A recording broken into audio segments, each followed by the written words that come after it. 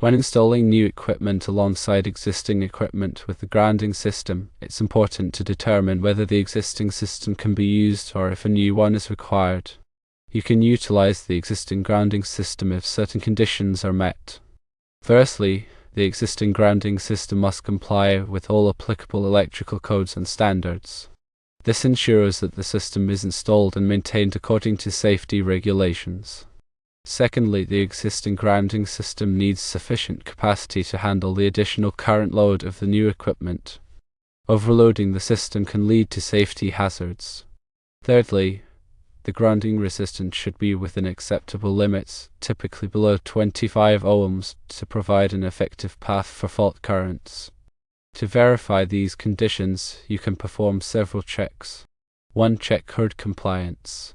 Ensure that the existing grounding system meets the requirements outlined in the National Electrical Code, NEC, or other relevant local codes. This includes proper sizing of grounding conductors and electrodes. 2. Calculate load capacity. Sum up the current loads of all equipment that is connected to the grounding system, including the new equipment. Verify that the grounding system is capable of handling the total load without exceeding its maximum current rating. Consider factors like conductor ampacity and equipment grounding conductor size. 3. Measure grounding resistance. Use a ground loop tester to test the grounding resistance. The resistance should be below the maximum allowable limit, commonly 25 ohms, as specified by the electrical codes. High resistance indicates a poor ground connection. If any of these conditions are not met, it's necessary to create a new grounding system for the new equipment. This may involve several steps. 1. Separate ground rod. Install a new ground rod specifically for the new equipment. This guarantees that the grounding is independent and not reliant on the existing system. 2. Separate bonding. Connect the new equipment to the new ground rod using a separate bonding conductor. This provides a dedicated path for fault currents to flow back to the source. 3. Grounding electrode system. If the new equipment necessitates a more extensive grounding system, such as a grounding grid or multiple ground rods, install all the necessary components to meet the specific requirements. In conclusion, if the existing grounding system meets all the required conditions, it can be used for the new equipment. However, if there are any doubts or concerns regarding its capacity, resistance, or code compliance, it is advisable to install a new grounding system specifically for the new equipment. This ensures the safety and proper functioning of all electrical systems. The National Electrical Code, or NEC, provides detailed requirements for grounding and bonding to ensure electrical safety. Grounding creates a low impedance path for fault currents to return to the source, which helps to trip over current protective devices like circuit breakers or fuses. Bonding connects non-current carrying metal parts together to minimize voltage differences and prevent electric shock hazards. Key components of a grounding system include the grounding electrode conductor, and equipment grounding conductors. The grounding electrode, such as a ground rod, metal water pipe, or ground ring, provides a connection to the earth.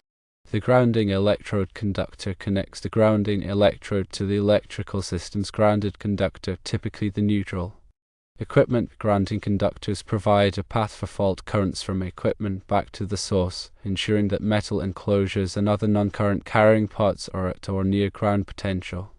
Proper grounding and bonding are essential for protecting people and equipment from electrical hazards. Regularly inspect and test grounding systems to ensure they are functioning correctly. Grounding systems are designed to provide a safe path for electrical current in the event of a fault. This helps to prevent electrical shock and minimize damage to equipment. Grounding also helps to reduce electrical noise and interference, which can improve the performance of sensitive electronic devices. When evaluating an existing grounding system, consider its age, condition, and any modifications that may have been made over time. Older systems may not meet current code requirements and may need to be upgraded. Modifications to the system can also affect its performance and safety. The size and type of grounding conductors are critical factors in ensuring the system's effectiveness. Grounding conductors must be sized appropriately to handle the maximum fault current that could occur. The type of conductor material, such as copper or aluminum, also affects its conductivity and corrosion resistance. The location of grounding electrodes is also important. Ground rods should be installed where they are in contact with the earth year-round and should be protected from physical damage. The spacing between ground rods can also affect the overall grounding resistance. Regular testing of grounding systems is essential to ensure they are functioning correctly.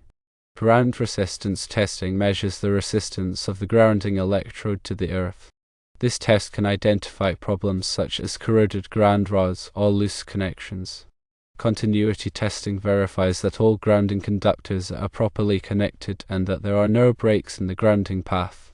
Visual inspections can identify any obvious signs of damage or deterioration. When installing a new grounding system, follow all applicable electrical codes and standards.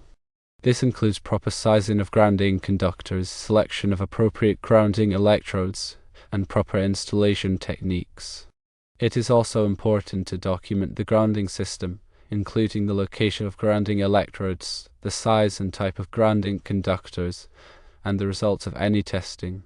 This documentation can be helpful for future maintenance and troubleshooting. Grounding systems are not a one-size-fits-all solution. The design and installation of a grounding system should be tailored to the specific needs of the equipment in the electrical system.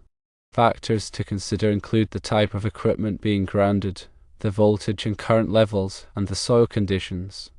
In some cases, it may be necessary to consult with a qualified electrical engineer to design and install a grounding system that meets all applicable requirements.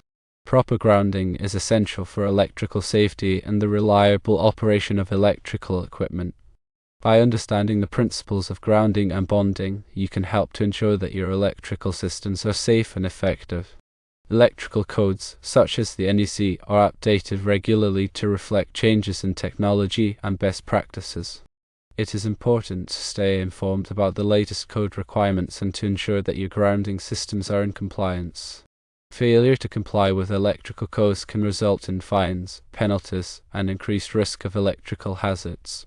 Grounding and bonding are critical aspects of electrical safety that should not be overlooked.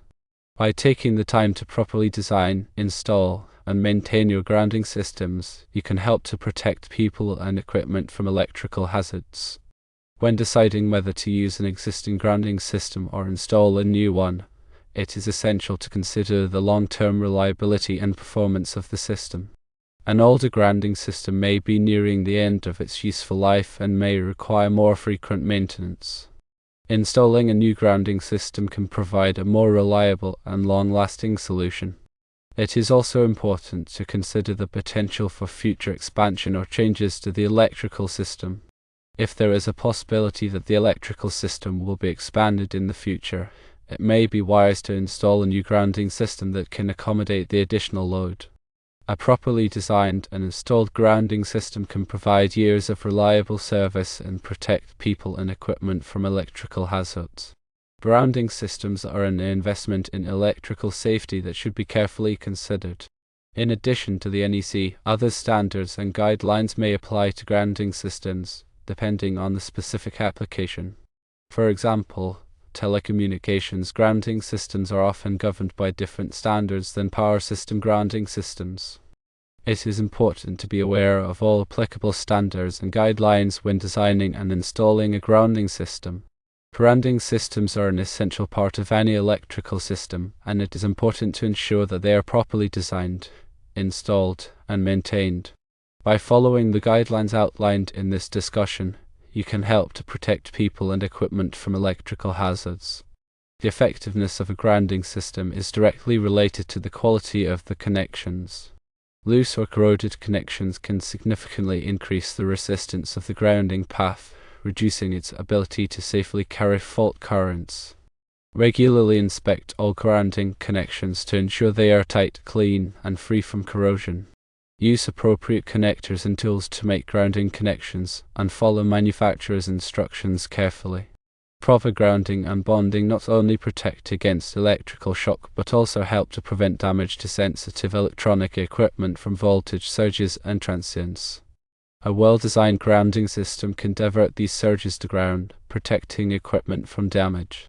Surge protective devices, or SPDs, are often used in conjunction with grounding systems to provide additional protection against voltage surges. SPD are designed to clamp voltage surges and divert the excess energy to ground, preventing it from reaching sensitive equipment. When selecting SPD, it is important to choose devices that are properly rated for the voltage and current levels of the electrical system. It is also important to install SPD in accordance with manufacturer's instructions and applicable electrical codes. Grounding systems are a critical component of electrical safety and should be treated with the same level of care and attention as any other electrical system. By understanding the principles of grounding and bonding, and by following the guidelines outlined in this discussion, you can help to ensure that your electrical systems are safe, reliable, and effective. The resistance of the earth itself plays a significant role in the effectiveness of a grounding system. Soil resistivity varies depending on factors such as moisture content, temperature, and mineral composition. In areas with high soil resistivity, it may be necessary to use multiple ground rods or other grounding electrodes to achieve the required grounding resistance. Soil testing can be used to determine the soil resistivity at a particular location. This information can be used to design a grounding system that is appropriate for the specific soil conditions. In some cases, it may be necessary to use chemical ground rods or other specialized grounding techniques to achieve the desired grounding resistance. Grounding systems are not a static entity. They should be regularly inspected and tested to ensure that they are functioning correctly. Changes in soil conditions, equipment loads, or electrical codes can affect the performance of a grounding system. Regular maintenance and testing can help to identify and correct any problems before they become a safety hazard. When performing maintenance on a grounding system, it is important to follow all applicable safety procedures. To energize the electrical system before working on any grounding components, use appropriate personal protective equipment, or PPE, such as gloves and safety glasses. If you are not qualified to perform electrical work, contact a qualified electrician. Grounding systems are a vital part of electrical safety, and it is important to ensure that they are properly designed, installed, and maintained. By following the guidelines outlined in this discussion, you can help to protect people and equipment from electrical hazards.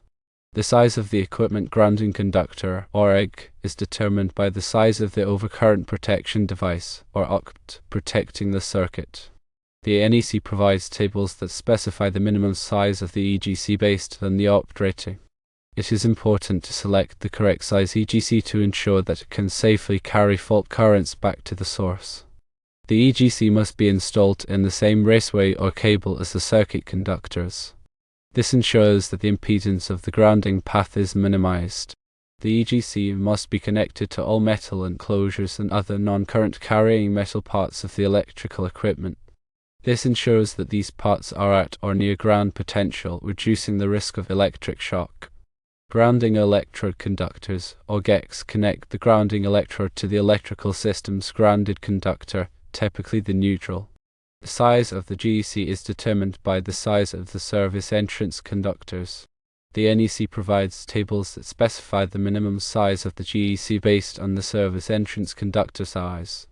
The GEC must be made of copper or other corrosion-resistant material. The GEC must be protected from physical damage. Grounding electrodes must be installed in accordance with the NEC. The NEC specifies the types of grounding electrodes that are permitted, as well as the minimum depth and spacing requirements. Grounding electrodes must be in contact with the earth year-round. Grounding electrodes must be protected from physical damage. Grounding systems are a complex topic, and it is important to consult with a qualified electrician to ensure that your grounding system is properly designed and installed. A properly designed and installed grounding system is essential for electrical safety and the reliable operation of electrical equipment. When adding new equipment to an existing electrical system, it is important to consider the impact on the grounding system. The new equipment may require additional grounding electrodes or modifications to the existing grounding system. It is also important to ensure that the new equipment is properly bonded to the existing grounding system. Failure to properly ground and bond new equipment can create a safety hazard. Grounding systems are a critical component of electrical safety, and it is important to take the time to ensure that they are properly designed, installed, and maintained. By following the guidelines outlined in this discussion, you can help to protect people and equipment from electrical hazards.